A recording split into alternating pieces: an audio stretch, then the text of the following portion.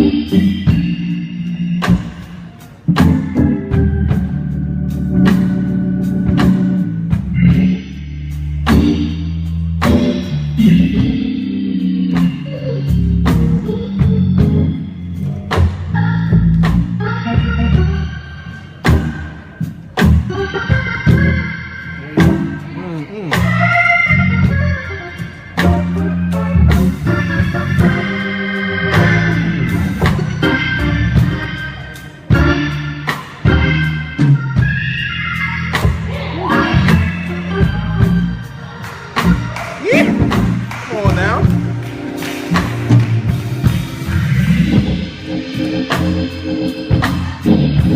Work that pedal. Come on, man.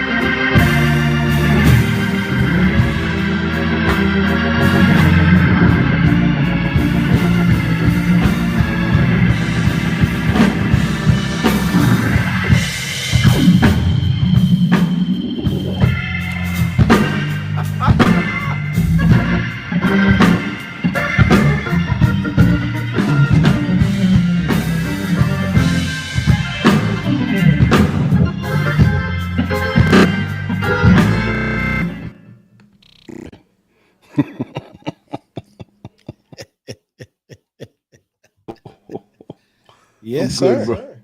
Yes, sir. How do you do, man? Man, it's a lot going on. I don't know, man. I'm kind of just like in this undefined kind of Man, first of all, let me just tell you what I'm eating. Ackee and saltfish praise God. You know what I'm saying? and You know what I'm saying? avocado. I'm sorry, Vital, pear. the vital ital. Yes, yes, yes. So I want to hear where you are, because I'm somewhere too. It's weird. I'm enjoying, while it's difficult and it's challenging, I'm enjoying where I am right now. Okay. And that's because of the whole, the getting back to therapy and all of that stuff. Yeah, Because yeah. it's an opportunity for me to really get in touch with myself. Let me say this, man. season. I was looking at your post, man. You look a little happy, man. Yeah. I don't think anybody really posts their downtime. You know what I mean? But Yeah. still, Yeah. what you was at, like what you was doing? Well, it depends which one you talking about. And that means you've been doing it then. Yeah. You know what I'm saying? I saw you in face somewhere. Oh, when we was out, yeah, that actually is a post from a year ago. You know, the memories come up in your thing. Okay, yeah. Yeah, you know, the memory piece. So I posted a year ago, a year ago. Shouts out to my man Dante and his wife Abriana Carter. Dante and Abriana Carter in Atlanta. It was his birthday, and we were out there celebrating his birthday. That's it. That's it. And then I seen my man Demetrius and his lady, you know what I'm saying, Free in there with me and Faith. We was just out there. All I really want is to be happy. Yeah, come on. All I really want is to be happy. That's all I want to do. I hear you. I hear you, bro. Oh, and by the way, because I know how people are nosy, this is not a 40 ounce. All right. I just want you. Well, it's a 40 ounce of what? It's a 40 ounce of Mountain Valley spring water. You see, I just want to make sure that bottle, Elder. You know, I've been known to you know what I said. that bottle, Elder. That bottle looks a little different. Yeah, don't worry. As you can see, it's clear. You can see through it. You know what I'm saying? This is not Ray's and nephew, Uncle Ray and his nephew. This is Mountain Valley. Yes, yeah. Mountain Valley they're gonna have to cut me a check because I just gave y'all some. You just gave them some. They got to cut me a check. Yo, you making me thirsty, man. You making me mad thirsty now. After I'm getting into the habit of drinking my water, man. Yo, listen, I suck at that. All right, you know what I'm gonna do? Yeah, I'm gonna ask my daughter to bring me a bottle of water because listen, man, I can't even tell you the last time I drank water. You know, and we're dehydrated and foggy because of it. Wow. You know what I'm saying? So, matter of fact, I go guzzle that backside. You know what I mean? Yeah, come bring me some water now. Bring me a bucket, man. Just nice. Can you bring me some water, please? Please.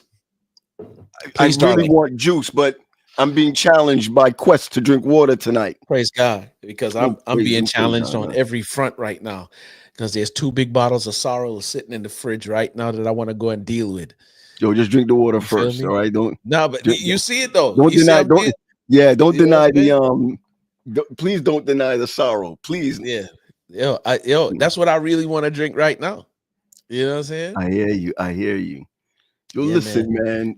But I was telling you, it's kind of a weird place right now. It's a good place. Let me say that. Okay. I'm learning how to be comfortable with uncertainty. I got a control problem, one that I didn't realize until therapy. I always got to know the outcome. I always got to know what I'm doing, where I'm doing, how I'm doing it. You know what I'm saying? I got to know. Yeah. And God is showing me in the low, like, yeah, my ways are not your ways. So relax. Can you do me a favor? 1 second. Could you get me another one like this, but with the strawberry lemonade? Because I'm gonna finish this first, and then I hit that one. So how about we don't drink the strawberry lemonade at all, and just drink another glass of ice water? How about that? All right. I mean, you can get it later. I know you got all the cuss words for me right now. All right, thank you, honey. I appreciate it. I appreciate you.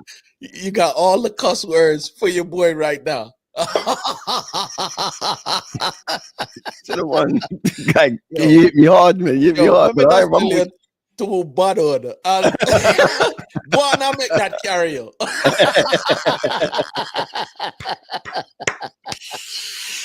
Yeah, man, I like what you're telling me about that control thing, man. I got it bad. But here's the funny thing: you don't, and it's not an overbearing control, because you don't do it with other people. You do it with your own. And well, let me not say that you don't do it. You do it with other people, but it's so covert. I hear you. No, I hear you. Yo, listen, man. I got to tell you, man. It's been a crazy week. And I know you know about Pete's funeral. Or his memorial. I almost went. Yeah. I just listen, man. I'm gonna be honest with you. I didn't want. I just couldn't do it. I'm glad that I didn't though, and I'm not glad because I don't know if I could handle it in the season. Yeah, got too many friends, man. Too many friends who are suffering with certain things, man. I woke up this morning saying, "Yo, I feel bad for being grateful." How do you feel bad for being grateful, man? You know what I mean? I'm dead up. I just, But if we're not grateful, Pete, then what should we be then if we're not grateful? You're right. You're right. You know You're what I'm right. saying? Yeah. Yo, this thing called control is serious, man. I recognize that a lot of men, we are we are not satisfied with sharing the load. We're not satisfied with being with having a partner. We need to be in control. Yo, I believe that God has given us partners so that we don't have to relinquish control, but we can share the load. Mhm. Got to I get think there, bro. I think there's a part of us that wants to be able to say we did it, Okay. Okay. and No, I then got you. and be able to bask in. It's a sick mindset, if you ask me, but I have it.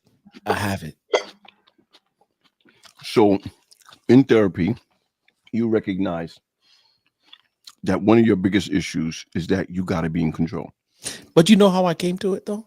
Mm, Um, I can do it here because this is our thing. yeah, go ahead.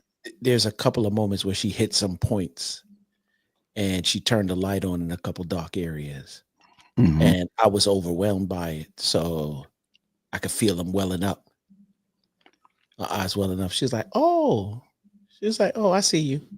Mm. I was like, "You bastard." I love her, but I was like, "You bastard."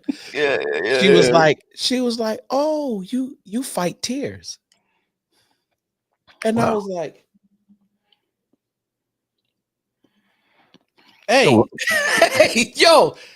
I was like, "Yo, can you tell your therapist to get out your business? They're supposed to be in your and it's business. funny because your therapist is supposed to be in your business. They supposed to." And I They're promised supposed to, myself. they're supposed to get in your crawl. Here's the funny thing about it too, Pete. I promised myself that through this experience, this time, that I was going to lay everything out, because I realized that real healing, God can't heal what you continue to hide. Well, I think Anthony calls it arrogance. It is to an extent, you know what I'm saying. But once again, you've been saying to yourself that in this season, right, you want to Yeah. be the best version of yourself you can possibly be. If there's people who are here to train you or to help you navigate through that, Mhm. they're not going to be able to help you navigate through something you don't share or you hide. You know what I'm saying? Like, But it's fearful to it's a share. sick, It, yeah, it's it's fearful it's to sick share, is bro. what it is. Okay, It okay. is. It's sick is what it is. Because once again, you want to be, we have a belief system, and you say that, you know what I'm saying? Yeah, God is number one in your life. You know what I'm saying? Christ and Christ crucified, but yet still you want to be the alpha male. Mm, mm, mm. And that You know, ain't gonna work.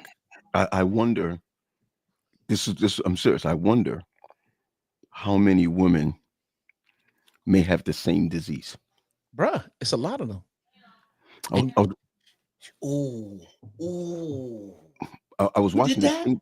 I was watching this thing today, and I could be wrong, right? I mean, well, I can't. It's not no. It's not a matter of whether it's wrong or right. I was watching this TikTok today, man. This lady was speaking, and she was saying many times we, as women, that's what she said. As women, we miss out on a great partnership because we have it already, and we think because we have it, we don't need him. And she's saying, because you have it already, him coming into the relationship brings more power. And so she's telling women, stop, because you have a degree and because you make a lot of money and because you have your own home, that doesn't disqualify a man. That qualifies your relationship. And I think, as you were saying, I know you're talking about the control thing, but many women don't want to relinquish control. But here's the funny And thing. it's not control. And it's really not control. It's I, bearing one another's burdens. I'm gonna say something that may get a couple of men upset. Okay. Okay. I think we created that dynamic, though. Wow. You think so? Here's why. All right. Okay. Because if we're granted, we're heads, you know what I'm saying? There's a certain level of power that you have. But if we talk about this in the terms of leadership, because we're supposed to lead, we do more positional leadership than we do servant leadership. Oh. And All so right. because you are positional leader, you Mhm. bark out orders, you think that you got to protect this dynamic and protect, once again, the control factor. You got to control this and this and this because you think that the outcome should be this, or you're always trying to get this particular outcome. So you maneuver and manipulate situations and at times people to get this. Uh-huh. And especially when it comes to women, like history has shown that we have, you know what I'm saying? So now, okay, I'm going to show you that not only can I do what you can do, but I can do it just as good. So there's Do two you have a dynamics here. do you have a problem with that? Do you have a problem with a woman doing Doing what we do? Yeah. No. None whatsoever. Here's the funny thing about it, though. The dynamic that we've created is there's this two-sided thing, right? Like we can stand to be more vulnerable, but we won't be vulnerable because we feel it makes us less of a man, whatever your idea of that is. We think women should be more feminine because I believe that there is power in femininity. Yeah. I'm talking about. No, I'm with you. I've come in contact with some women who know how to operate in their femininity, and I'm rendered foolish because I'm like, yo, you controlling somebody's home. I don't care. You are, if you not, you gonna control somebody's home really well. And whoever get with you is gonna be a dope dude because of your femininity. That's right. It's usually a woman who controls. I'm gonna use the word control because that's really not really the right word. The equilibrium of the house. Yeah. And that's okay. That doesn't say that there's no control. That you don't have any control. Yo, a woman who can operate in her femininity and a woman who can operate knowing that she's a leader in her house. I don't think there's anything wrong with that. I think what happens to us is that many of us as men see that kind of women in our homes and feel that we're relinquishing something. Man. And the truth is, you're more powerful than you were before. Mike makes a comment. Mike Dortch, he said, fatherless homes create women that take the lead or controlling mothers. Oh boy.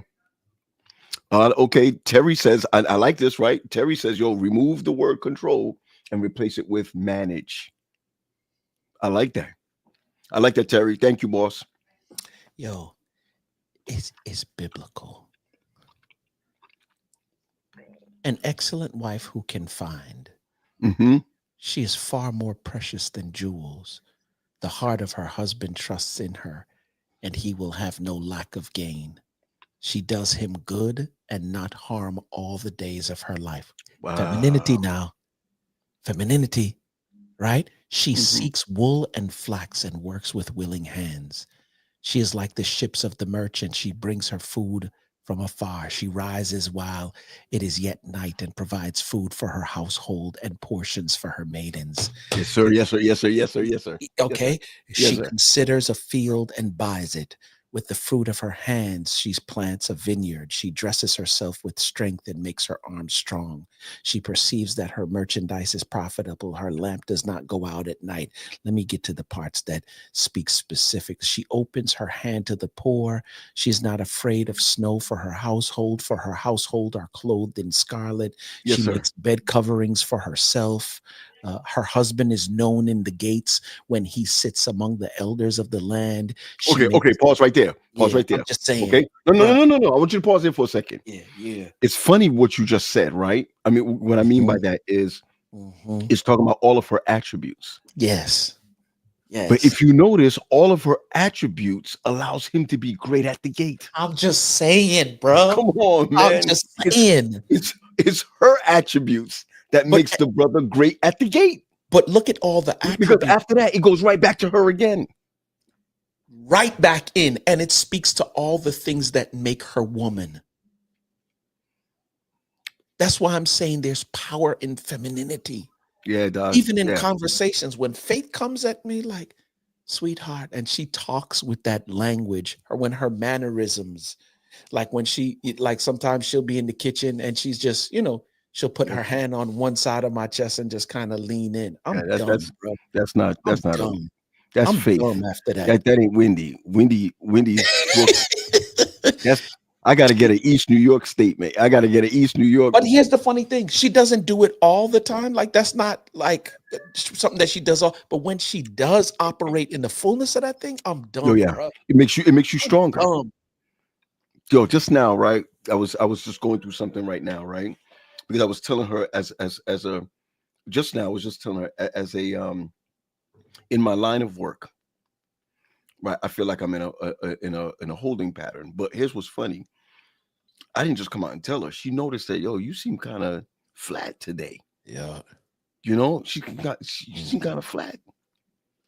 And she was like, what's up? And I was able to really say to her, this is how I feel, and this is why I feel this way.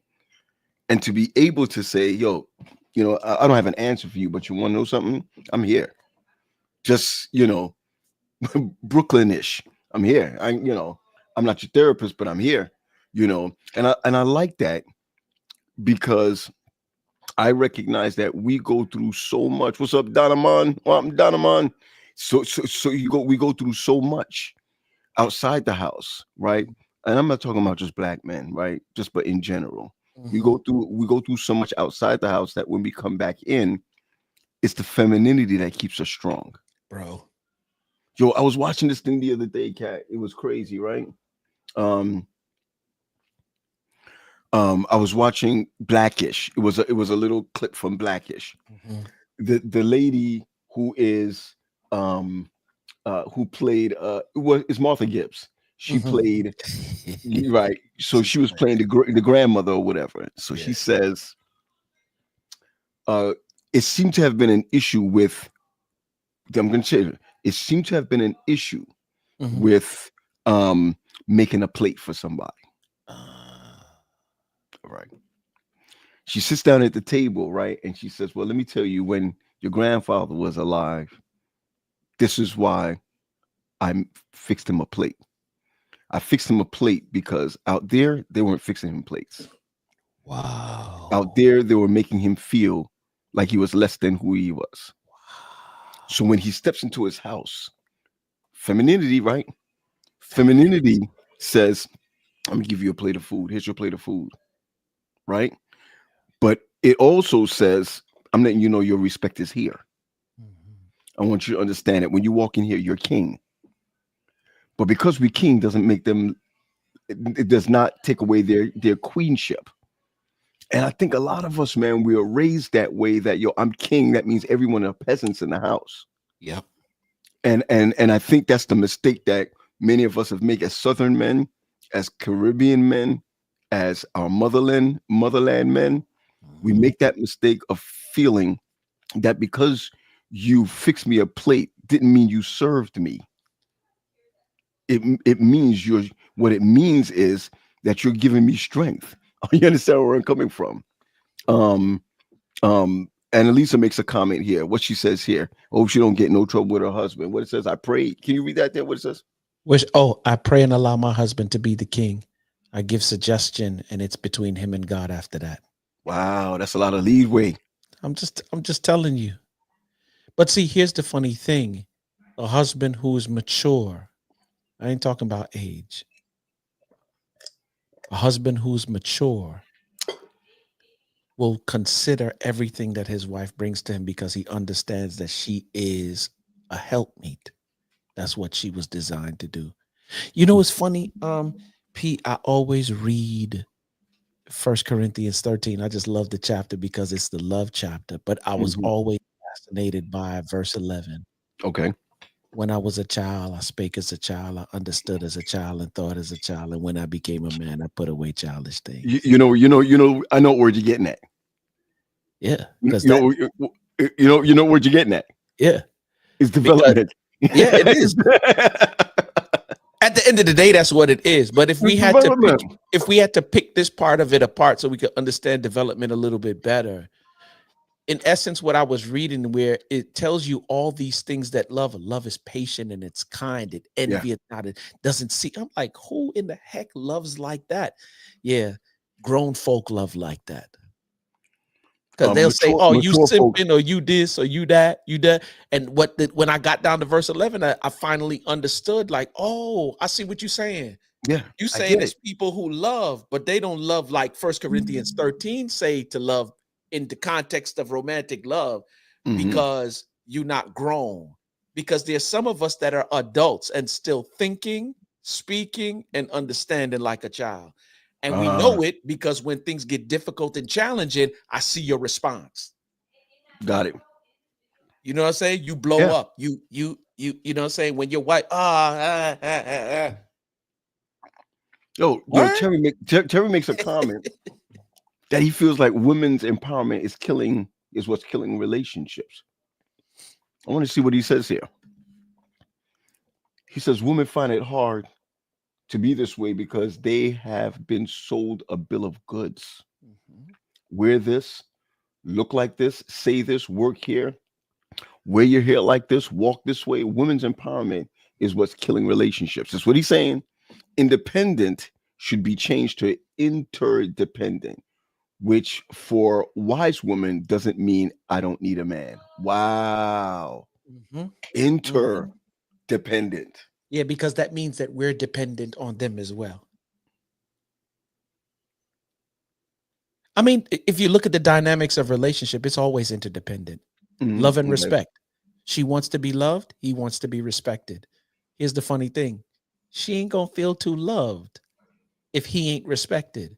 And he ain't going to be too respected if she ain't loved. It's interdependent. Okay. So in order for me to get the respect that I'm looking for, I need you to love you the way you need and want to be loved. And vice versa. If you want him to, like for real, if you want to feel loved, then respect him the way that he needs and wants to be respected. So here's the fact, right? And maybe there's a lot of guys that are on right now. What does respect look like? For different men, it's different things. Okay. Like sex equates respect. Let's just say that right there. Okay. I want to put that right there. Because if you respect me as your husband, knowing that I'm a visual, see, once again, you got to know these things. Men are very visual. I'll just keep it 100. That's a fact. You want your man to have eyes for you and you alone, but you got him on a week, 2 week. And here's the funny thing. So I want to put this disclaimer on it. I know that the factors are different when you become a woman of a certain age.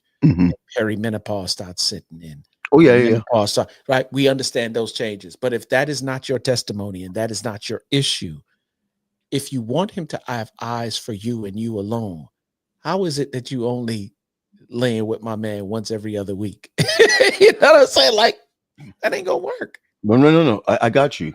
Yo, I was watching this again, another TikTok where this Eastern woman comes out and she says, I asked a friend of mine, how often is your relationship? No, how often do you have sex with your husband? And she says all the time. And she said, well, what is it per week? And she says twice a week. So about twice a week. So she comes back and she puts this thing in this order. I'm talking, it's an Eastern woman. She says, if it's twice a week, what you're telling me is that your man is worth 20% of your time. Okay. So 2 out of 7. You're telling me 2 days out of 7 is good enough for your man? Then she says, well, let's look at it this way. You're telling me for the whole month, you've been with your man only 8 times? Only 8 times you've been with your man for the month? And she says, you're failing. I said, oh, shoot. F. F for failing. because here's the thing. You're effing him. You're effing him. Yeah. You're failing him. Here's the flip side to that too. How many heartwarming, soul stirring conversations do you have with your wife? It's funny. I was here this evening and I had a consultation earlier on, came downstairs, grabbed my water because I was going back in my room to go and watch TV, but my wife was downstairs on the couch. As I was going upstairs, I heard her say, "Where you going?" Mm. You know where I'm going. I ain't going outside. I'm going upstairs to my room. Right, But I right, know right, what right, she was right. saying. Now, I could have been like, "Oh, she good," and went up to my room and just watched TV in my room. But I want her to feel that you Mm. are of importance to me.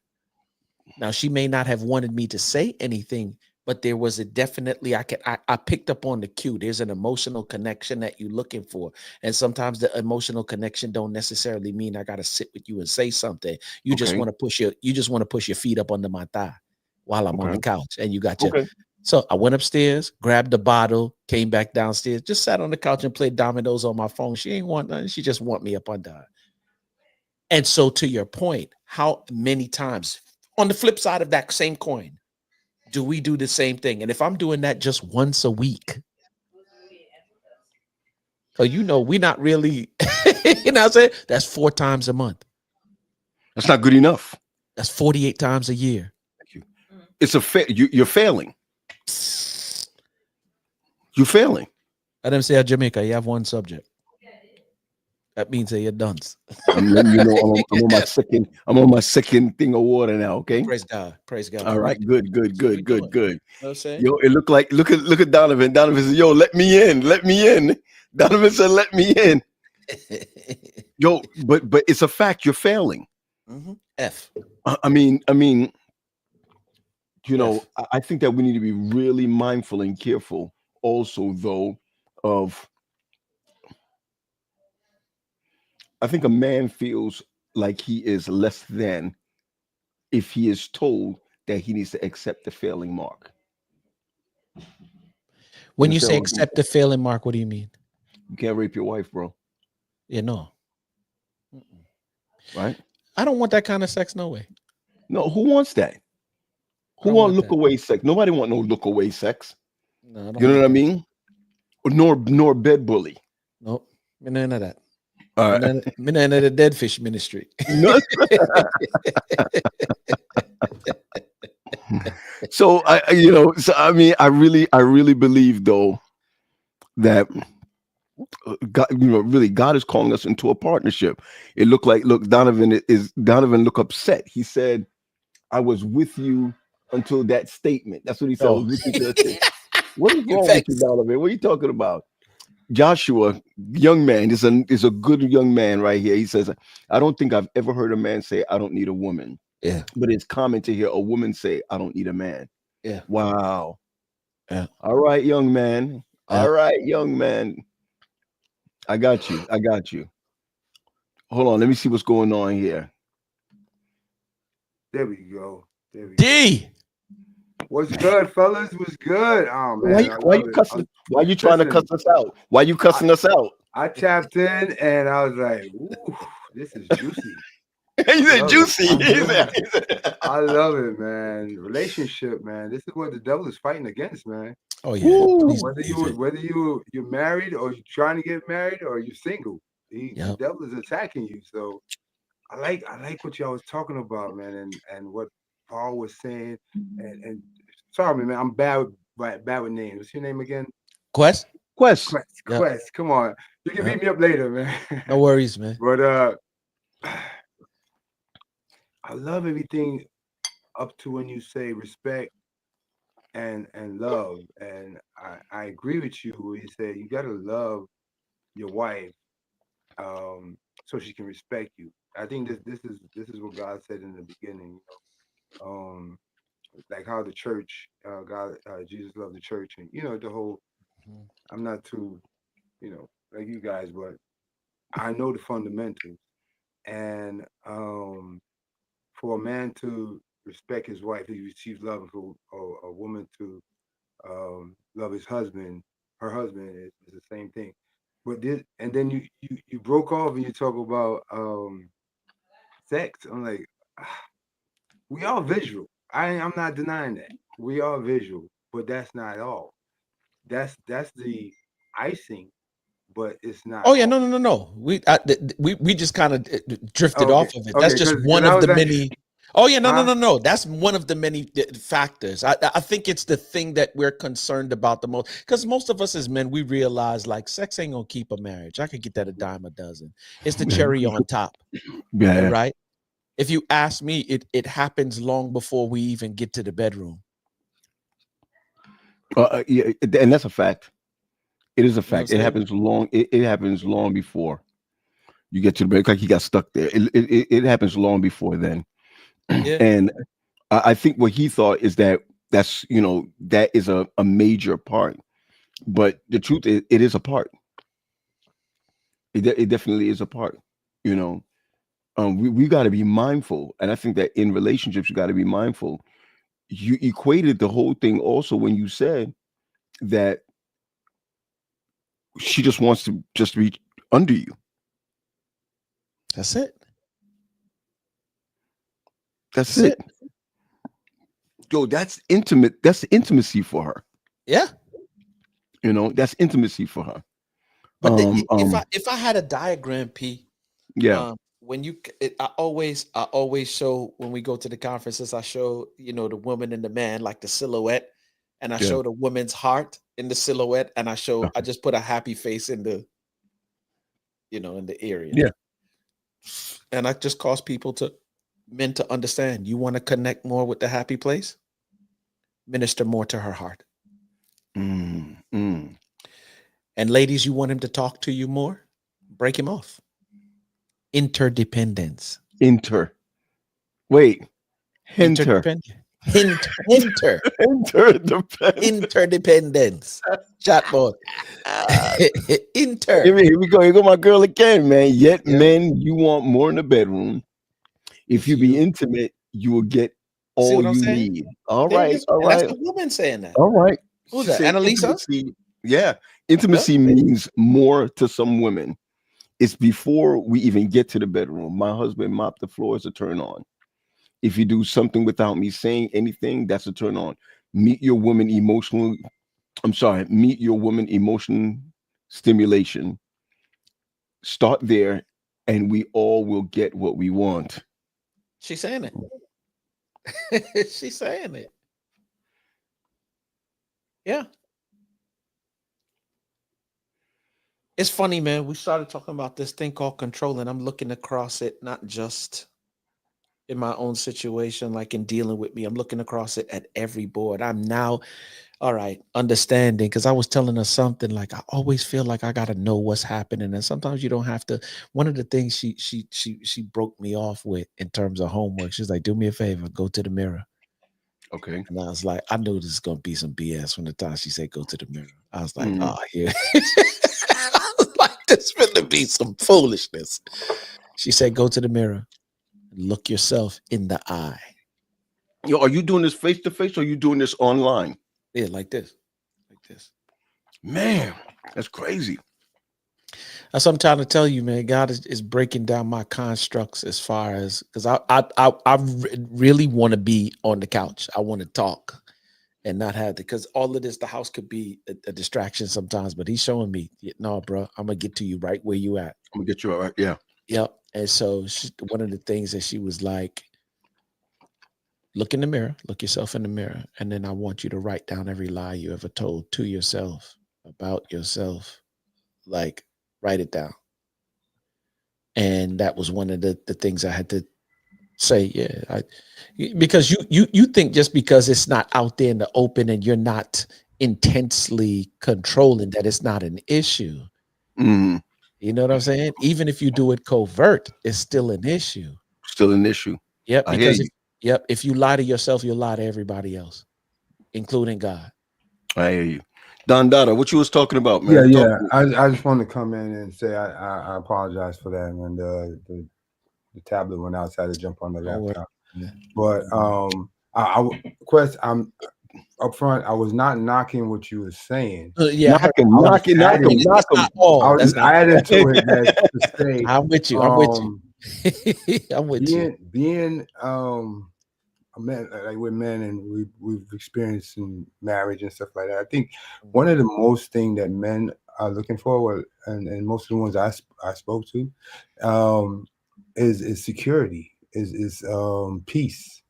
You know, a lot of them are talking about peace. You know, once you have peace, that sex is beautiful. But when you don't have somewhere where you can find a haven to express yourself and be transparent and know that it's protected, you know, it's not going to be like out there, like, you know what I'm saying? When you have that peace, everything fall in place, man. Everything that you guys just said just fall right. It just mesh, you know. So I just wanted to add that, man. I just wanted to add it. I love what y'all doing. I love what y'all was saying. But I was like, oop, hold up, Wes. Just let me stick a pin right there and just put that nugget in there. Yep. I'm with you. What's that? Oh, that's the homie right there. What O'Rourke is dropping in there? Hold on, let me see what O'Rourke. That's my boy Jay. Intimacy precedes sexuality. Vulnerability precedes intimacy. Come on now. Vulnerability defines intimacy when we consider vulnerable. Stand before your spouse fully naked, look them in the eye, acknowledge you may not look your best or the best, perform your best or the best they have never had, and still present this best self to them and have them accept what you offer because they love you. Vulnerability precedes and fuels intimacy.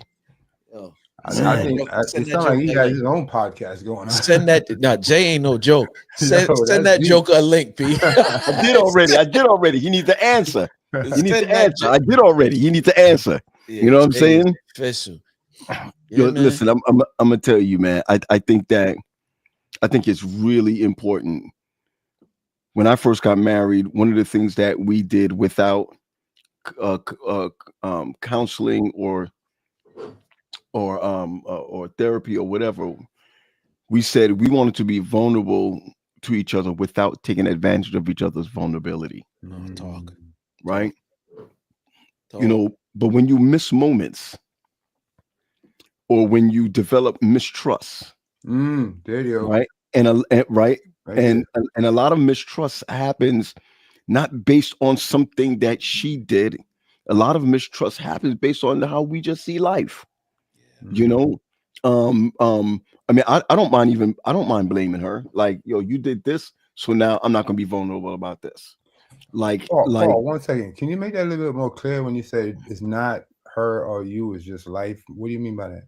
Not just like it could be me. Like, yo, we all have our own idiosyncrasies, man, when it comes to trust. Right? You know, you get married, you're supposed to trust this person, this person's supposed to trust you. You're in a relationship. Forget about marriage, right? It's your girlfriend. You're supposed to trust her, she's supposed to trust you. Yo, if you're my boy, Don, you know, I'm supposed to trust you, you're supposed to trust me, right? Dead up. But sometimes, yo, you can watch a movie, right? You can see a clip, you can see this, that, and the other, and then come around and be like, yo, I don't trust her. And it's only based on some outside influences. Like if my dude comes to me and he says to me, yo, man, my wife came home 30 minutes late. I know she's doing so-and-so, whatever. Yo, that can mess with your head when your wife come in 30 minutes late when you never thought about that before. That's me. You know what I question though when that happens? Because it used to happen to me. But there's some things that I did from a cognitive perspective that allows me to change that. Number one, I interrogate the feeling. Like, and I start asking questions. Nigga, you starting to move. It's you. Now you starting to move a little sideways because you're about to create. You're about to create a. This is me talking to me now. You know, like having self, like my inner self talk. But because when you learn some stuff, you should be able to implement. So I start asking myself, is that true?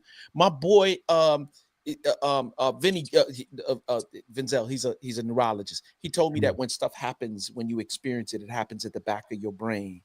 Then it moves to your limbic system, and then it moves to your frontal lobe where you make all of your decisions. He said the funny thing about it is that your emotions sit in your limbic system. So when situations happen, you feel it immediately before you get an opportunity to think about it. And what most of us do is we feel the situation, boom, off the left field we go. Right? You feel something happen here, it got to your limbic system, you feel the thing, the emotions start coming up associated with it, and then you let the emotions make the decision for you. When emotions just want to be fulfilled, they just want what they want. They're not caring about what the end result is. They don't care how this is going to turn out. They just want to be satisfied. Right? Shut up. The frontal lobe says, no, don't write no check that your behind can't cash. Can't cash. Let's start thinking this thing through. And I used to interrogate the feeling. Why are you feeling like this? And if you don't interrogate the feeling, we end up projecting on the one we love. I'm just saying. And then now they building up resentment against you because you don't think. And now you setting up a track record of what to expect from you when these situations pop up. And that ain't what I'm trying to do, because you behave yourself into stuff and now you got to turn around and behave yourself back out of it. Which then brings Jason's statement of vulnerability to naught. Come on, Jason. Hey, talk to us, Jason. Turn your camera sideways if you will, if you can. Let's see. My bad. Ooh, there we go. There we go. There we go. I was looking so small, man. I know I'm vertically challenged, but I ain't that tiny, you know. But all I said, I mean, I had this conversation with some friends of mine about a month ago, actually more like a month and a half ago, and I'm not even trying to be am I allowed to be direct, but I'm not being crazy? Yeah. All right. No, I was just asking them. They was talking about intimacy, because we often talk about intimacy within the context of sexuality. And I said, well, before you get to that, I said, you gotta just look at the situation for what it is. The genitals are not attractive unless you aroused. Let's just keep it a full 100. 100. It's not attractive unless you're aroused. Right?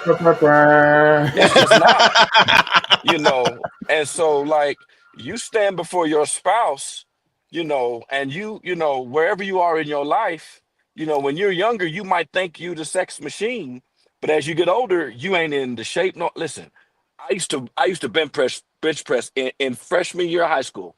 I would bench press 3, deadlift 5, squat 5. When I got into the Rangers, I was running 2 miles in 10 minutes.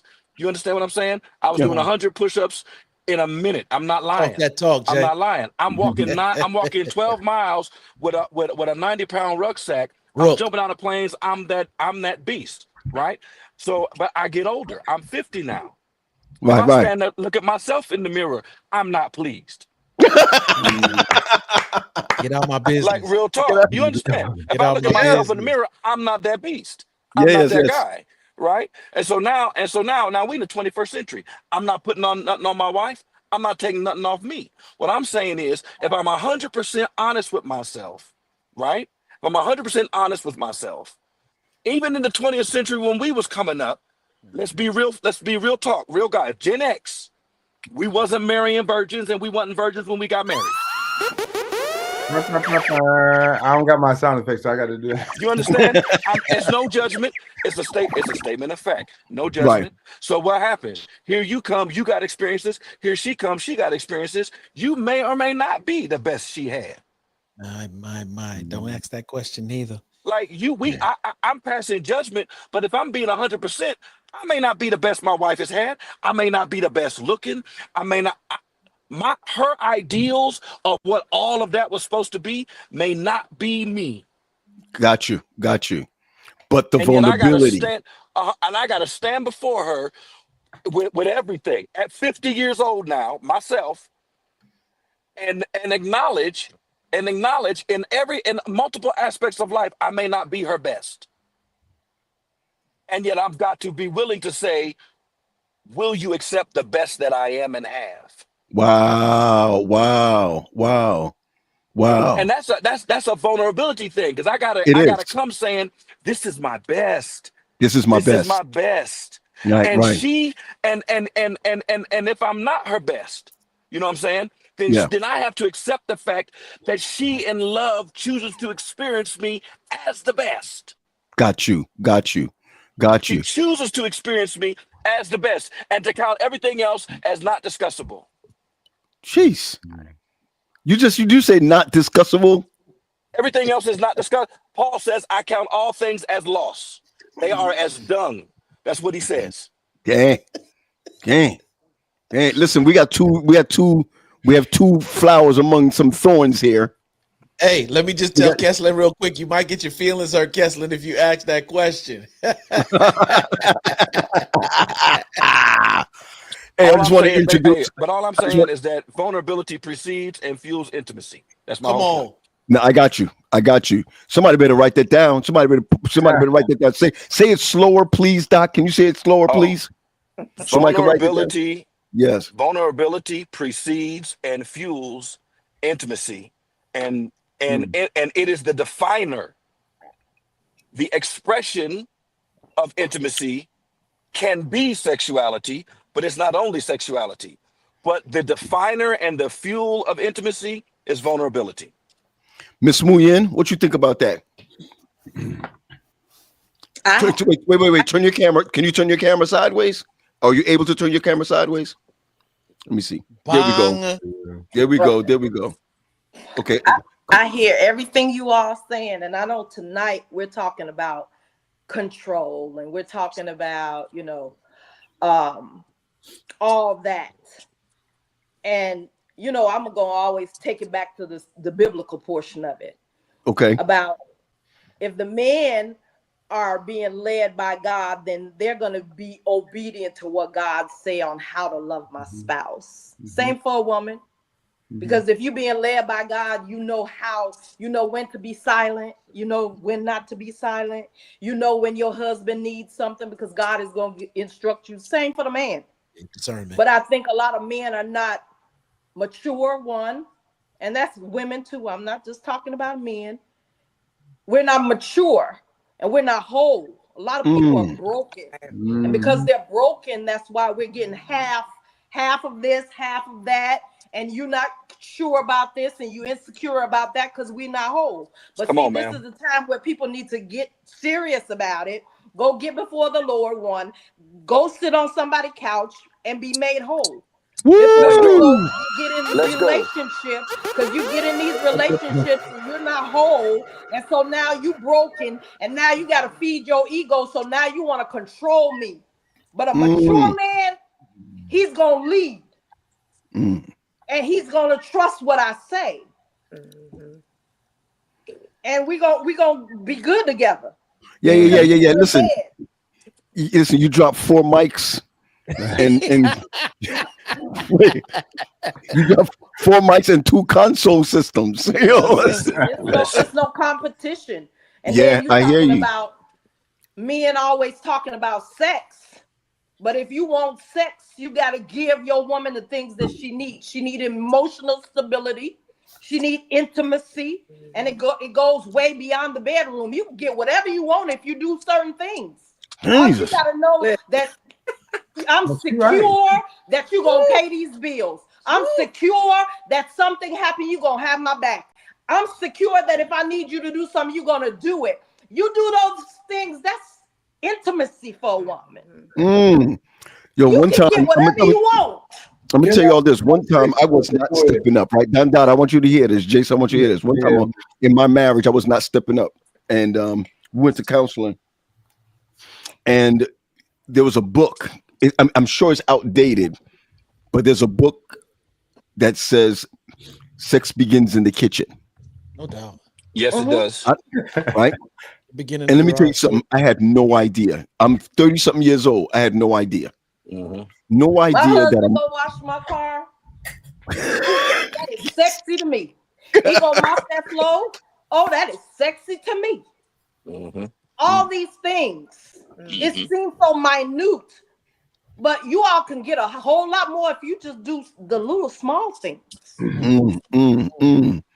Come on, Tony. Where's your head at, Tony? Where's your head at, girl?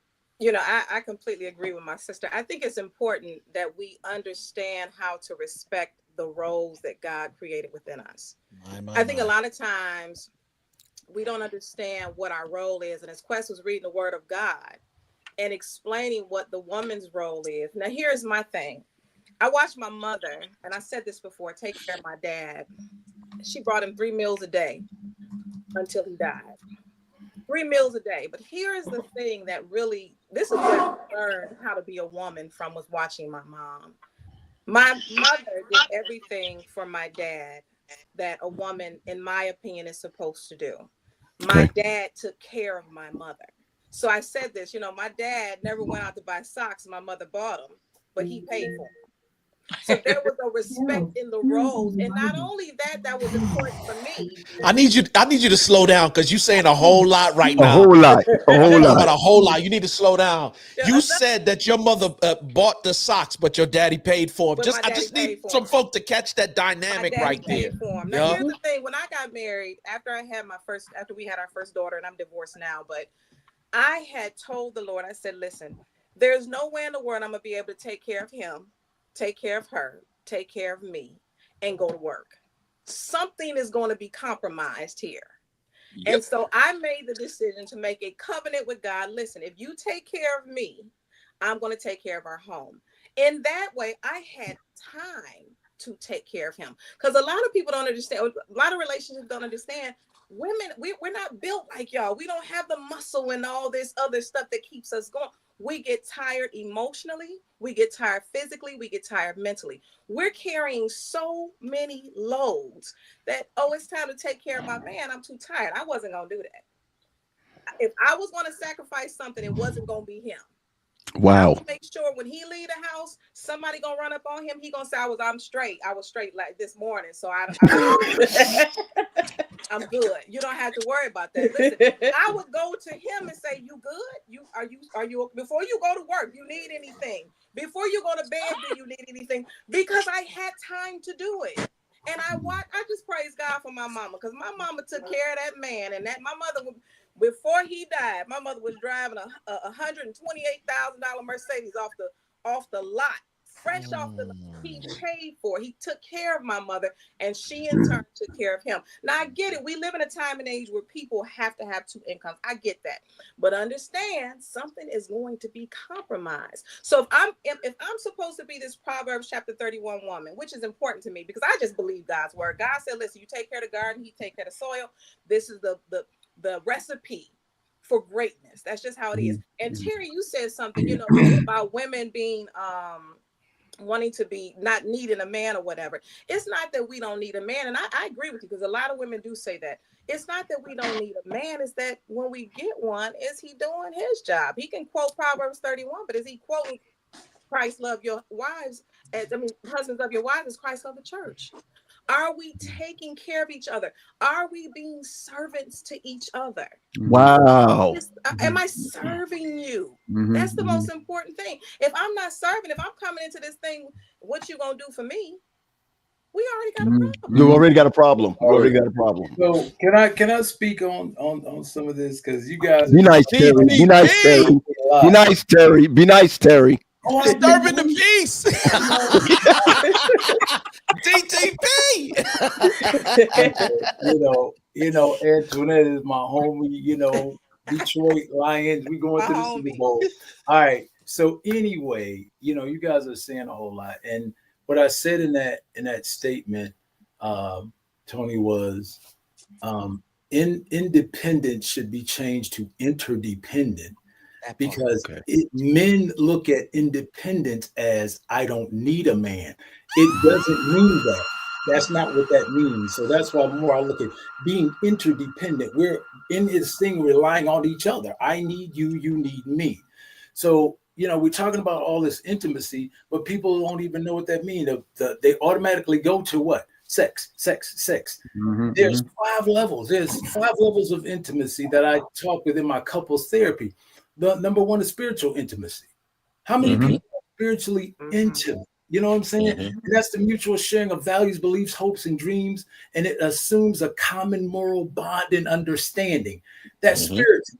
Then you have your intellectual intimacy. Are you hooking up with people that don't know what time it is? You know what I'm saying? That's forms on a thinking logical level. And intellectual intimacy involves sharing and validating each partner's pursuit of knowledge and being interested in the thoughts and ideas of your partner, which includes a willingness to listen to your partner's ideas, even if they oppose your own. There you go. Compatibility intimacy. Let's go. Compatibility intimacy.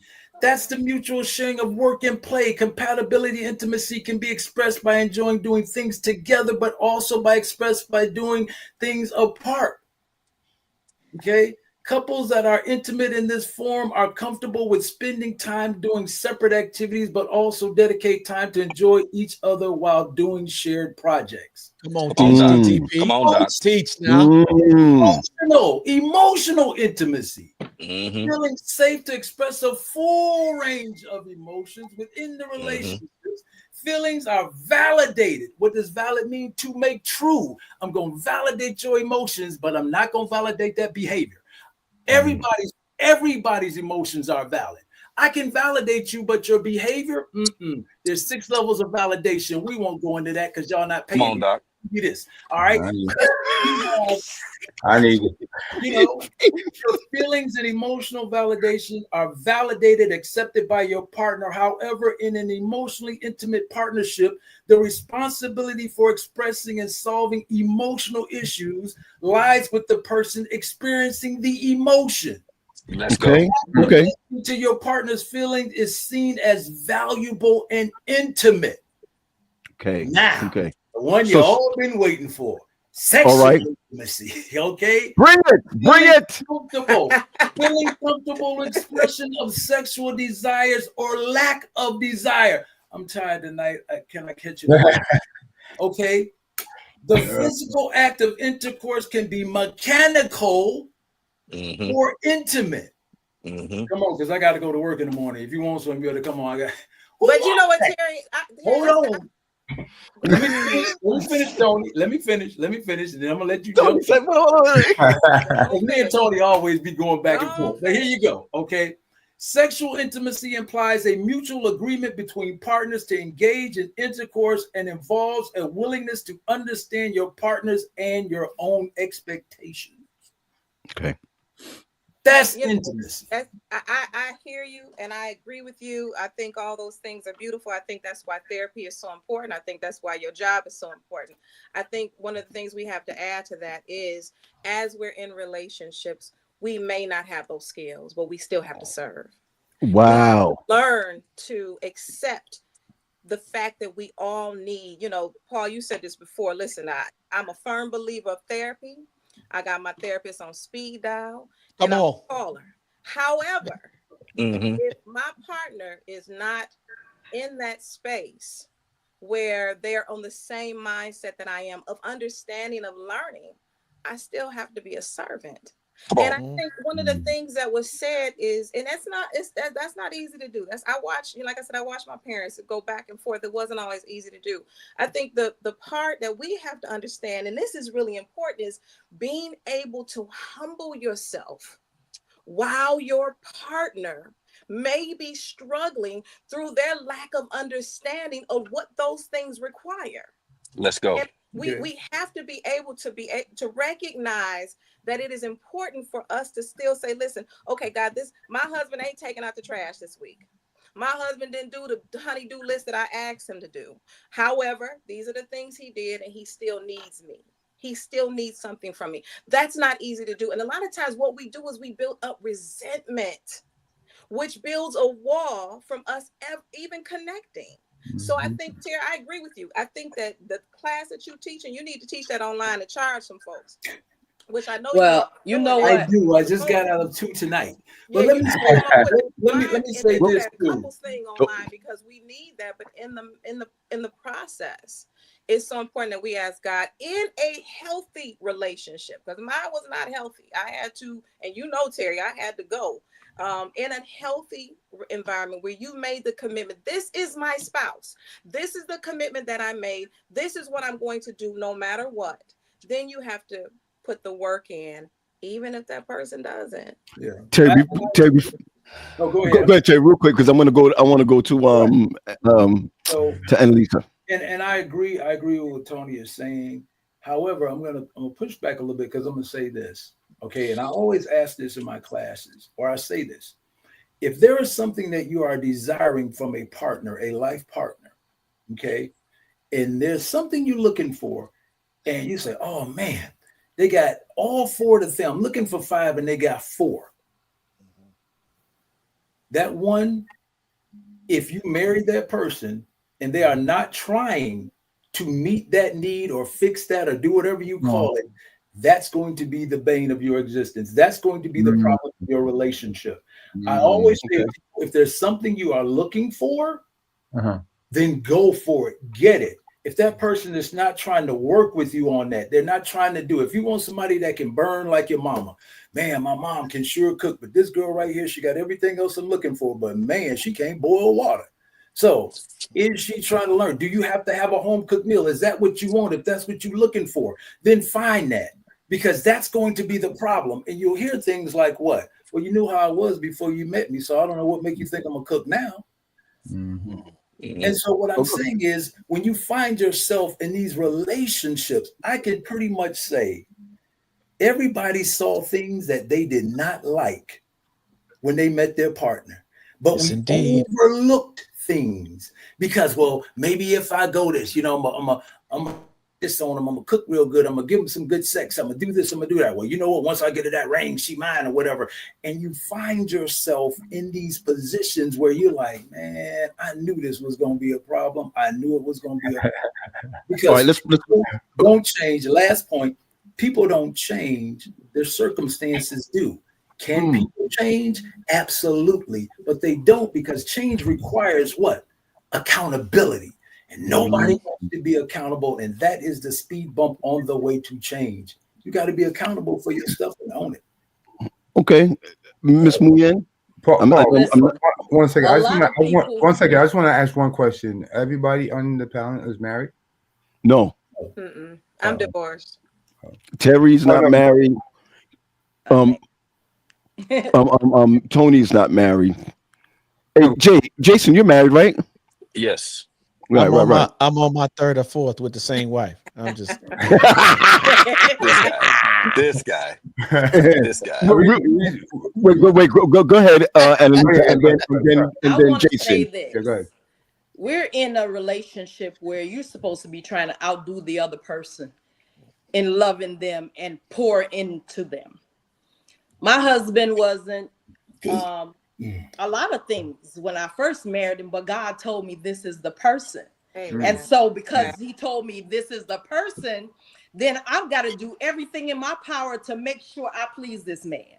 And so in doing that, you do what you're supposed to do, then they do what they are supposed to do. But a lot of times we feel slighted if they're not doing what they're supposed to do, because you don't even know if this person is supposed to be the person you're supposed to be with. You know, we get in these relationships and we nag and say, oh, you're not doing this and you're not doing that. I've become an excellent tattletale to God. I go in my prayer closet and I go tell him, you saw what he did? You saw what he did. You telling him. You know what he did, right? And God, you know how I felt about that. And you gave him to me. And so I've become an excellent tattletale. I go tell God on my husband. And then he come back and he be like, baby, I'm sorry. Or he go do whatever I asked him to do, whatever. But we got to get to the place where we outdo your husband, outdo your wife. Hey, but here's the point. Here's the point, which I'm going to go back to you, Jason, for a second. Vulnerability is what causes you to give your all. And I think that what holds us back is the fact that vulnerability is what causes us to say, I'm going to give you everything without worrying whether you're going to take advantage of my vulnerability. Yeah. And so what I'm hearing from you, and somebody said something, Christina, y'all went to school together. She said the young woman with the short hair, y'all went to school together. What's so crazy about this is that many married couples won't give their all because they're looking for the chink in the armor. Because so why get married? If we're looking to find faults, if we're looking like, oh, this ain't right or this ain't right, and now it's the paradigm God of gave you this marriage, God gave you this person, then let God deal with that. It's the paradigm of wanting something for nothing. You want the end result without having to do the soul work. But did God give you that person though? But that's a question there. That's a question there. Hold on, Jason, go ahead, please. First of all, to Doc, Terry, brilliant, love it to death. Just honestly, seriously. But so I'm not going to speak for everybody else. I'll speak for me. When I say vulnerability, what goes along with vulnerability is humility. Now, if I claim, and I'm talking to myself now, I'm claiming to follow Jesus, I have to have humility. I've got to look at, I'm not, the love that I'm supposed to have for whomever is my spouse is supposed to reflect him. I have to start there. I can't speak for anybody else because there's a variety of different loves out there, but I'm claiming him. Now, with that being the case, I learned a couple things. One, when dating, I was really trying to put forward my strong side, my good side, my best side, and I did it subconsciously. And what they'll say a lot of times is that opposites attract. Well, I'll say likeness attracts too. My dysfunction attracted her dysfunction. Wow. And I have to own that. I don't get to demonize the things that I find uncomfortable because my brokenness attracted her brokenness. That's to demonize that is to demonize. That's ridiculous. In addition, I have to acknowledge that. So I want to let me say this. Can we stop over spiritualizing? And I don't mean this disrespectfully, but can we stop over spiritualizing marriage for a minute? Just for 1 minute. Yeah. Okay? Just for 1 minute. Because there's a billion people on the planet. Retarded. Right? It's retarded. And on any given planet, on any given part of the planet, you can find the one. Good Lord. You just haven't been exposed to the other 7. You weren't over there when in the Philippines when Mr. Right from the Philippines in the Philippines for you. Watch yourself. You better be careful. You wasn't there. I was over here. You understand? Mrs. Right, Mrs. Right in Russia for me is not for the context of here. So I just want us to pause for a moment. I want us to pause for a moment. The person that was right for me at 18 ain't the one I married at 35. Okay. That ain't it. But they were right for then and there. But whoever I chose at 35, I've got to grow with that person because they were right for then and I made a choice. Right? But I just want us to be very, very careful about when we say when we hyper spiritualize, because then we say, well, God, you brought this one. Well, wait a minute, you chose. Let's pause that out. I said I chose. No, I'm not. Oh, ma'am, I'm not coming for you. No, I'm just saying. I said I chose. Okay. Yeah, but at the same time, I'm saying too, we got to get to the place where we're whole. And that's where I'm coming at. That's where he's going. That's where I'm coming at. Is that to the place we need to be. And with that point, there is a part of a relationship. Let me say it this way. There is a part of my wholeness that is found in relationship, not out of it. Yeah. Okay. There are parts of me. Don't say that. I get it. There are parts of me that I don't understand how dysfunctional they are until I'm looking at someone that I have said I am committed to you, and they're saying you stink here, here, and here. And which means we're really committed. Which means we're really committed to their mess. Hold on 1 second, guys. You understand? And that's that's what I'm saying is that I'm not demonizing the singles. That's not my point. I'm not saying they can't be whole. That's not my point. And there is another level of healing that takes place when I am in intimate relationship that demands the word that was used by Mr. Terry, accountability. It demands it because she sees my strengths and my flaws. She sees them, and I see her strengths and her flaws. I don't like her talking to me about my flaws, and she ain't talking to me about her flaws. Like, don't come. You understand what I'm saying? Right. Like, don't critique me And your if I see spouse your always pull out that thing in you that and ain't done yet, and that there ain't you go. healed yet. And So that's the point. that's facts. And that's the point. That's the point, is that when I get into a relationship, I've got to be humble enough to admit I came in this I almost cussed. I came in this situation. I came in this situation. This function. Go ahead. It doesn't matter. Come on, Dr. We shall not surely die. Let it go one time. He frozen. Let's go. Let it go one time. At the end of the day, yes. At the end of the day. that spouse is gonna challenge Yeah. some things in you, but when you Yeah, get okay, to a I'm place back. of maturity, things change. I've been married several times, so I know what to do wrong, and I'm learning what to do right. Gotcha. That trauma bonding is serious. You see what Come on, Doc. That Come trauma on. bonding is serious.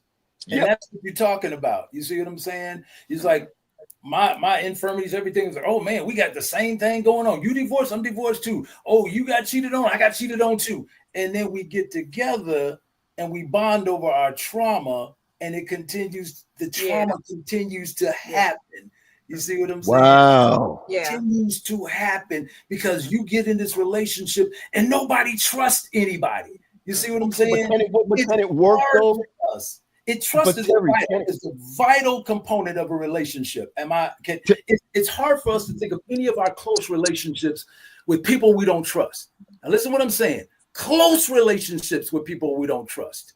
You see what I'm saying? Some of us don't mess with our family members because I don't trust them. I can't hang with them. But the basis of a trusting relationship, I call it the 3 S's. The basis of a trusting relationship, the 3 S's. And guess what? Neither one of them are sex. It's safety, shelter, and support. That's the basis of a trusted relationship. Do I feel safe in this thing? Can I say something? Can I, without fear of reprisal, are you gonna hit me in my mouth? Are you gonna call me stupid? Are you gonna call me dumb? Shelter. Can you provide a shelter? Do I gotta have a bag packed every day because you losing your job and we gotta move out? When I walk in, it feels like home. It smells like home. It's welcoming to you. And then support. There's nothing sexier than being supported by your partner in a relationship. I want to go back to school. Well, baby, tell me what you're trying to do. Well, I want to go back to school because I think I can enhance it. Okay, what's the plan? I want to start a business. I want to start. Okay, well, what are we talking about? How it's going to work? Now look at that. I never said sex, but guess what? Provide them 3 the right way. You'll get more than you can shake a stick at. That sounds like Annalisa right there. This is the reason though I share with couples all the time who are single and moving towards relationship. Oh, I'm about to be dating so-and-so and we about to be in this relationship. Hold up a second. Do you know you well enough to be in a relationship right now? Wow. Unfair expectations to be for people to be things to you that you don't even know what if you want or don't want. Thank you. Relationships are only as strong as its least developed individual, because I can be strong and you can be weak, but now I got to waste time instead of growing or moving in a particular direction. We got to deal with brokenness now.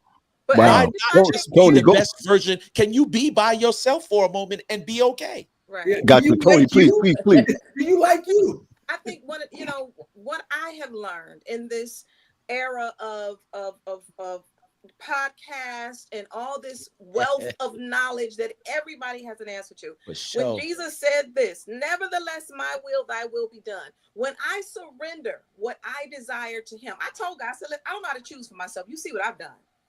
Not just this, you see what I don't know how to make this choice. I surrender the choice to you. Now, my sister said you have to be the one to choose, but I'm trusting that God, whomever he sends, is going to be for my good and his glory. And I have to trust him in that in order for me to be able to make the relationship work. So when he, in my opinion, does something stupid, I'm going, like she said, I'm going straight to God. Like, you sent me this clown. You fix him. And vice versa. He doing the same thing for me. Like, you sent me this woman over here, but we know together we're working on it. Tony, let me ask you a question, Tony. I'm gonna ask you a question, and then I'm gonna go for Terry real hard. I know you just got a divorce. Would you do it again? Let me say this. At this point in time, yes. When the last time you asked me, I said no. Now, the funny thing is during my dating process, I was saying, I'm not ready to get married again. And so I'm dating people who were kind of ready. I've been divorced for 5 years. I realized in that time, and I needed that time, that God was preparing me to recognize that you cannot do this unless it's leading towards the covenant. And so I'm finally at a place where I don't have a choice. I don't have a choice to do date forever and get myself in trouble, because that's the only, that's the only option I have. I am ready to get married now. And I'm like surprised that I'm even saying that, but I am, yes. Wow. It's okay. You put it in the atmosphere. Jason, I know you got to go. And it looks like there's snow behind you. Is that snow behind you? Yeah, bro. The weather out here is trash in Colorado. I cannot wait to move back east. It's trash. Like, Jason, you living outside the will of God. You need to come back over down this side. Somebody made angry. The God's on the mountain. I'm very upset.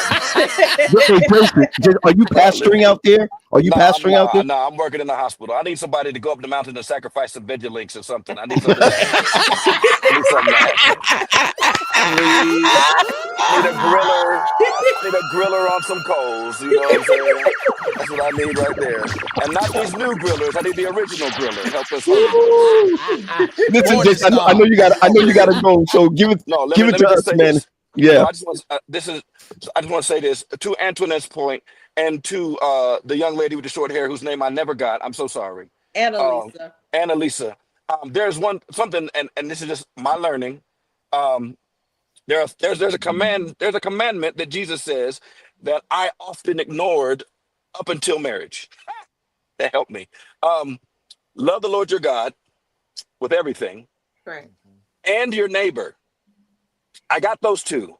I didn't get as yourself. My. Wow. I didn't get as yourself. Wow. Growing up, this was diminished, right? This one was diminished. It was, and so, and what I have learned is that, as I'm allowed to love myself because God loves me. And so that's first and foremost, because I was too busy telling myself every day I was born in sin and shaped in iniquity, which makes me. Did we lose him? Wait. No, wait, give him time. He's frozen. Man, I'm give him back. time. There we go. Frozen, Man, frozen. he was bringing. Devil is a lie. He was bringing that thing. Wait a minute. I'm back. Yeah. It's somebody's do the Vigilink. The devil's a lie. He froze it again. And he got halitosis. Yeah. So listen. This is a bit much. So I'll be done. I need my car to stop ringing. Oh, he's a hater. Whatever you was about to say was about to be it's like he's muffling it. Mad. Listen. Because I'm right in front of my house. And I'm just trying to get this phone to stop. He big mad. There That's it why. is. All right, I'm done. This I'll say. When I recognize and accept that I am loved, it allows me to work on me and love me. As I love me, I realize I have something to offer. That's good. And so I'm offering from my overflow, not my lack. Come on now. And so I'm able to serve. Even if I'm not being served the way I'd like to, because I'm filled. I'm not saying that there aren't issues that need to be worked out. Right. But additionally, as somebody else brought up, if I'm growing and somebody else is not growing, please don't make me think that I'm not saying my wife is not growing. That's not the point. If there's a development and somebody else is not developing, that's okay. That's your journey. I'm here to continue to develop. Why? To continue to heal and grow. Why? So that I can better support you when your healing starts. Yeah. But you know So I what, can Jay? better serve you when your healing starts. I gotta go. It's I my gotta go. duty to operate in the fullness of what you're talking about, because Mhm. when I don't do that, somebody in this relationship is gonna die. Yeah, Agreed. yeah, I yeah. gotta Right? go. It's my Jason. job, it's my duty to show up in excellence even in my relationship, because there's something that God did within the dynamics of relationship where if I see my wife growing in a way that I'm not growing, there's something that's going to burn on the inside to cause me to want to grow, because I don't want to get left behind. Wherever you going, I want to be there. Right. I got you. I just hear Ruth in my ears. Wherever you go, I go. Wherever you stay, your God gonna be my God. And you understand what I'm saying? I don't know, but I just feel like God innately wove that all through the marriage relationship. So when I show up in an excellent kind of way, even though you may be struggling, I'm going to support. I'm going to create the environment that allows you to grow as well, but I'm going to continue to grow. I'm gonna continue to grow. Listen, but family. that's the problem. We have a lot of relationship where people are insecure, and they strive in amongst each other. You know, you doing this, and because my last marriage was that. I was, started the business and doing all this, and I'm not doing that. So now you have a problem instead of supporting me. Right, right. If I win, you win. Yeah. Yeah. If I go up, you go up. Yeah. But you're striving with me instead of supporting. Right. Which further I start asking the questions. Well, if I win and you feel like you're not going to win, what is your belief system? Yeah. Wow. We won. It's a we. It's a we won. That's right. It's a we won. Hey, a question. We got to land a plane. Yeah, no doubt. And land to what and I'm gonna land the plane. You go ahead with yours. Go ahead, and then I'm gonna ask our two young ladies a question, and then we'll close off. Terry, hit us, man. Annalisa, is that it, Annalisa? Yes. Okay, so she said something about insecurity. Okay, and I was talking just tonight in my men's domestic violence class, and they were talking about how their women were insecure, and I always say, so insecurity is based out of what? Insecurity is based out of myth and fear. That's what it is. Insecurity is based out of myth and fear. So if folks are out there saying, just for this conversation real quick, you go out with your girls and they all complaining about their men or whatever the case may be, and they say, all men are dogs. Well, what's the myth in that? The myth is all men. What's the fear? She got a man at home, so he must be a dog. So that feeds that insecurity. Insecurity exists in the absence of knowledge. All security derives from knowledge. So if you see what I'm saying? It's like, okay, now I'm not insecure anymore. And a lot of times we feed those insecurities by things we do, and we don't even realize it.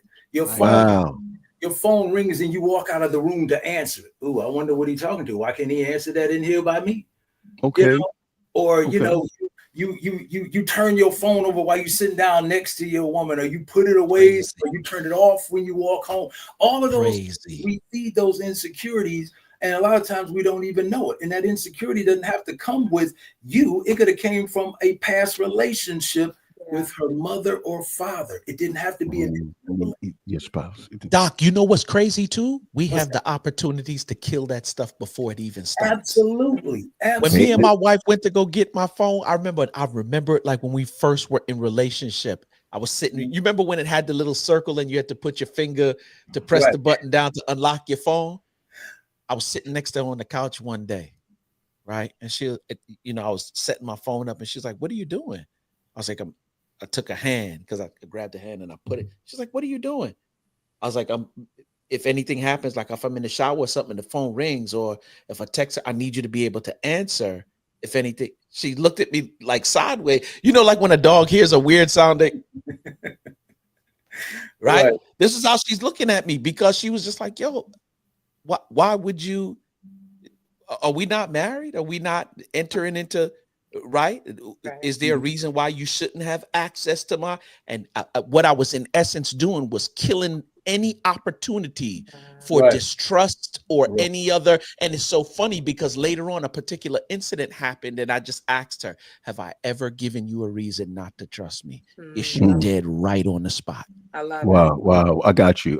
Terry, thank you, Terry, for coming on, man. You have taught us great things. You have taught us great things. Appreciate it. But I don't like when you come on because, you just be spitting. Fire! I tell you, DTP stand for disturbing the peace. Terry, later, man. Love you, brother. All right, bro. Y'all have Peace, a good man. night. You too, man. You too. Yeah, man. He really brought that pain. Listen, I don't know who texted me, whether it was you, Annalise, or was it you, Tony. Who texted me and said, we need a woman's point of view on this? Was it you, Tony? That was me. It was you. Okay. I want to thank you. You always, I could do a podcast with you. I could. Yeah, I could. That's what we should do. We definitely should. Absolutely. Let me tell you, this somewhat came out of a quest. This sort of came out of after church. We got this thing at church called Afterglow. Oh man. It was unbelievable. Let me promote the church real quick. If y'all want some real stuff in your life, Community of Hope, because you're gonna get it there. It's not all preaching and singing, that's all good, but at the end, go on, Pastor, tell them. At the end, we end at a certain time so that you can discuss what you heard. And even though I keep saying 10 minutes, keep saying 10 minutes. It was like an hour, man. I mean, and you can leave. There's no disrespect if you get up and leave, but man, we got into it. Divorce. We got into it, man. Yeah. I'm not gonna say when we need to have the all right. Let me just all right. We're gonna do it in the first quarter of next year. We're gonna do it. Come on. We're gonna have that. We're gonna have a little something at the church. We're gonna bring you in, man. We're gonna bring you in. Listen, Tony, thank you so much, Tony, for just being a part of this discussion. You're all that and then some, and a bag of chips, and I appreciate you. I appreciate you. All right, girl. We'll talk. Right, take care. Definitely. One preacher, you all right? Well, God. Yeah. I would tell you. Hey, listen, you don't know she's from Chicago. She sounds like she's from the South Side, but I need you to understand. Yeah, she's Jamaican. Yes, indeed. Yardy. That's what the thing said. So when I saw Hannah could 1 and 2 yardy. Listen, girl, I love the way that you bring us back to where we need to be spiritually. And I love what they said when they made the comment. Different people made the comment of over spiritualizing marriage. I'm going to tell you, I love the context of spirituality in marriage, and I love the way that you will not back down to God first. I've been there, done that, and a lot of people are trying to take God out of so many things, but He's the center of it all. And if you don't have Him in the marriage, then it's not going to work, because He's the one that's going to lead you. He's the one going to guide you. And you could take Him out all you want to, and that's why we wind up in divorce. I got you. And, well, listen. That's my foundation. I'm going to stick right there. I got you. It works. It works. Listen, and Lisa, thank you so much. Thank you so much for just your 2 cents, man. My brother used to have this thing called Your 2 Cents Matters. And I'm going to tell you, your 2 cents matters. Thank you so much. Thank you so much. Peace. You got it, girl. And have a good night. Yes. Big up yourself. Big up yourself. So, Quest. Yeah, man. These are every time. Look at Wendy said how she flipped in and out of her accents. Yo, the same way we do. Yeah, might not. Wendy would say to me, "Yo, Paul, just chill, because you're a little off."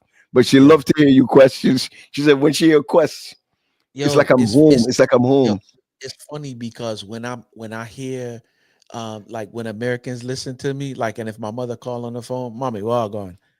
You know what I'm saying? Like they're like, yo, how You just changed the entire language. like, what did you just do?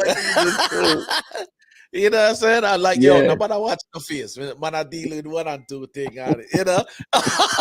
They like, yo, how do you do that? I'm like, what do you mean? I grew up in a West Indian household. What do you mean? How did I do that? Yeah, yes. You know what I'm saying? Yo, listen, man. Thank you for starting that thing off with control.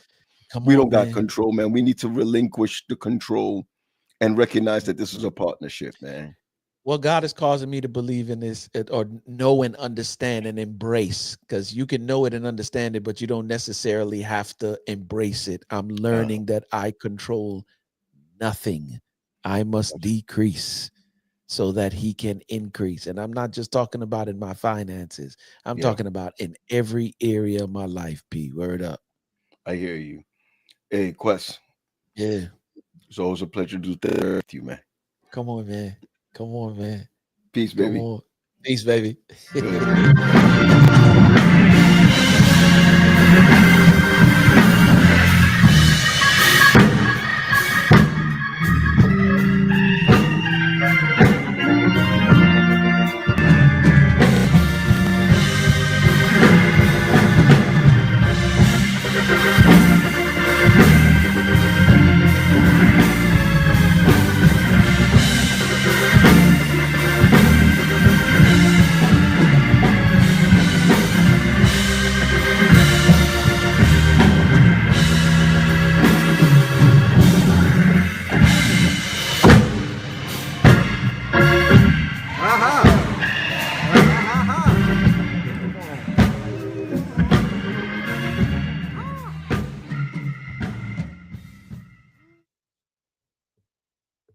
Yeah.